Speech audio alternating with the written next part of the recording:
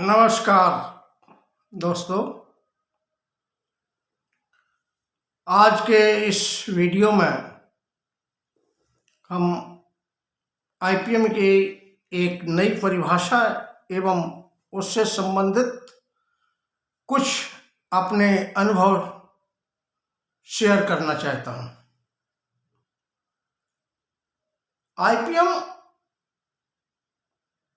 प्रकृति, समाज और जीवन से जुड़ी हुई एक विचारधारा है वनस्पति संरक्षण की। इसमें सभी प्रकार के फसल उत्पादन, फसल रक्षा एवं फसल प्रबंधन के तरीकों या मॉड्यूल्स को या मॉडल को में से उपयुक्त एवं आवश्यक विधियों को आवश्यकता अनुसार चयन करके उनको समेकित एवं सुरक्षित तरीके से इस प्रकार से प्रयोग करते हैं कि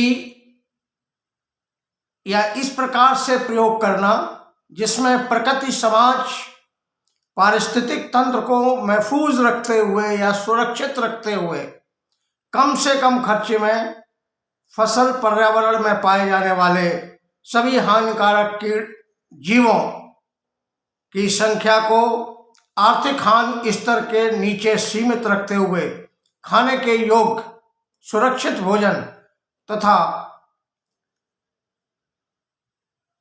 रसायन रहित खाद्य पदार्थ एवं व्यापार योग्य गुणवत्ता युक्त कृषि उत्पादों का उत्पादन हो सके। इसमें रसायन रहित विधियों को बढ़ावा दिया जाता है और रसायन का उपयोग सिर्फ आपातकालीन स्थिति के निपटान हेतु ही किया जाता है। आईपीएम क्रियान्वयन के 38 इयर्स के सरकारी सेवा काल तथा 6 इयर्स के सोशल मीडिया के अपने कुल 44 साल के अनुभव के आधार पर मैंने यह निष्कर्ष निकाला है कि एक किसान स्वयं कोई इनपुट तैयार कर नहीं सकता या स्वयं में इनपुट तैयार करने में उसका कोई इंटरेस्ट या रुचि नहीं होती है, लेकिन वह अगर रेडी टू यूज मिल जाए तो वो उन इनपुट्स को उपयोग कर सकता है।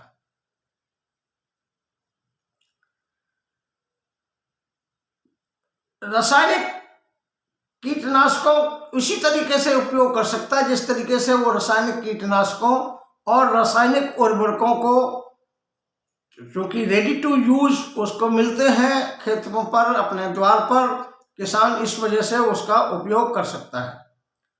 उसी प्रकार से जीरो बजट या ऑर्गेनिक फार्मिंग सिस्टम में प्रयोग किए जाने वाले अन्य इनपुट्स को बनाने के लिए या इनका उत्पादन करना भी अभी एक प्रश्नवाचक चिन्ह ही साबित हो सकता है।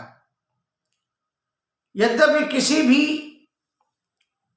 काम को करना नामुमकिन नहीं है या मुश्किल नहीं है और सभी प्रकार के इनपुट का उत्पादन संभव है तथा घर पर किया जा सकता है या प्रयोगशाला में किया जा सकता है। सिर्फ उन इनपुट्स को छोड़ करके जिनका प्रोडक्शन बहुत ही हाईली टेक्निकल विधि से किया जाता है, जो सिर्फ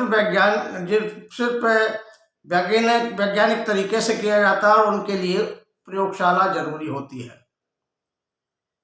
उसके अलावा सभी का इनपुट्स का उत्पादन किया जा सकता है।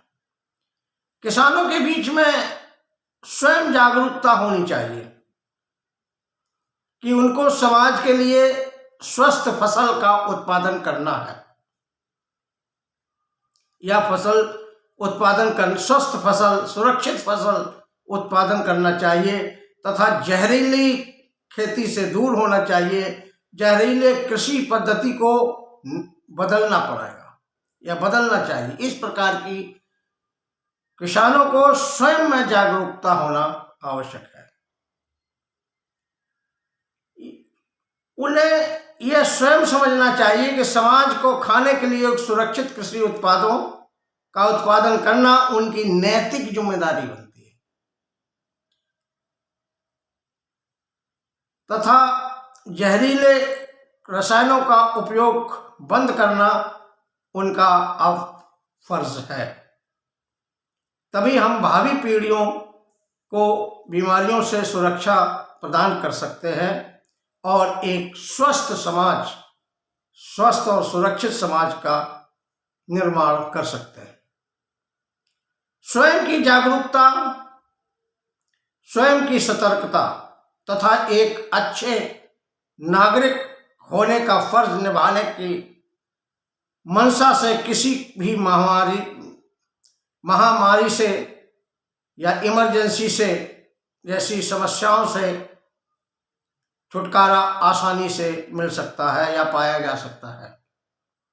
किसी भी महामारी से छुटकारा प्राप्त करने के लिए सरकार का समर्थन एवं योगदान अति आवश्यक है, जिसके बिना किसी भी विचारधारा या कंसेप्ट का सही प्रकार से क्रियान्वयन नहीं किया जा सकता। जीरो बजट पर आधारित प्राकृतिक खेती तथा IPM पद्धति से की गई खेती से कृषि में रसायनों के उपयोग को संपूर्ण रूप से खत्म किया जा सकता है और स्वयं एक स्वस्थ तथा समृद्धशाली समाज तथा मानव हितैषी पर्यावरण का निर्माण किया जा सकता है। अभी तक यह अनुभव किया गया कि फसल उत्पादन एवं फसल रक्षा की जितनी भी विचारधाराएं, विधियां या कंसेप्ट वैज्ञानिकों के द्वारा विकसित किए गए, उनको किसानों ने भली प्रकार से क्रियान्वयन किया और सही नतीजे प्राप्त किए, जिसके फलस्वरूप देश खाद्यान्न में आत्मनिर्भर हुआ, ग्रीन रिवॉल्यूशन प्राप्त हुआ। अगर कुछ दुष्परिणाम सामने आए हैं तो वह दुष्परिणाम तकनीकों के या विधियों को सही प्रकार से प्रयोग ना करने से प्राप्त हुए। जैसे रसायनों का अंधाधुंध प्रयोग करने से स्वास्थ्य, पर्यावरण, प्रकृति या समाज संबंधी दुष्परिणाम सामने आए हैं। अतः किसी भी विचारधारा